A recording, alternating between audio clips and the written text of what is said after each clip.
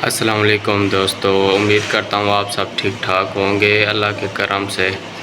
भाई अगर आपकी मोटरसाइकिल बाइक पेट्रोल ज़्यादा खा रही है, उसका मैं आसान तरीका बताने जा रहा हूँ। इस वीडियो को गौर से देखना, स्किप नहीं करना। जी, पहले नंबर पे आपने गाड़ी को स्टार्ट करना है और बड़ा वाला जो मिक्सचर है इसको फुल्ली टाइट करना है। जहाँ पर गाड़ी स्पीड में हो जाए फिर इसको जो है ना छोटे वाला मिक्सचर को टाइट करना है। थोड़ा सा टाइट करने के बाद आहिस्ता आहिस्ता फिर थोड़ा सा कम करना है। जहाँ पर आपको लगे कि ये गाड़ी बहुत ही स्पीड में जा रही है तो फिर उसको वहीं पर छोड़ देना है। इससे आपकी एवरेज बहुत ही अच्छी हो जाएगी।